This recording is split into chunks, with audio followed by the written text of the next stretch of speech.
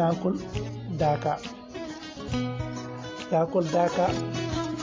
ko altine jofde alet tan adora o ñene so Allah hollima Madina gonako ma heño laamuɗo Allah nokama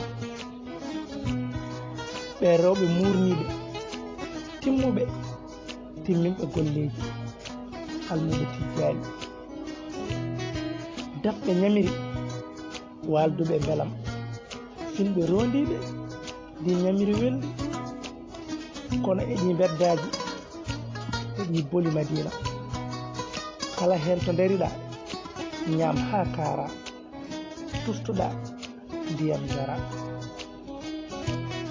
goto fof so doole mum tolni koko ɓallini hoɓɓe ene ñammina ɓe hen ko mongoro ɓoggi kono kadi joɓɓotoji ene tollira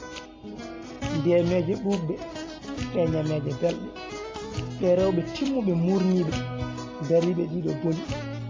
hay goto e mabɓe yaltata diine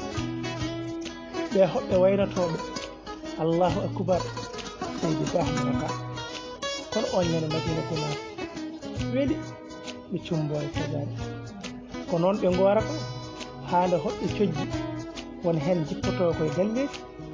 bettane less mongoje ɓalline kadi mongoje ɓalline ñameje ndemeje ɓuɗɗe albarka Madina Alhaji Mouhammad Seydou ko an Allah yiɗi o wune ko an rendini julɓe kono kadi ko an wondi julɓe bewɗo e gasal yo Allah hokku en tawede dakamo wuuri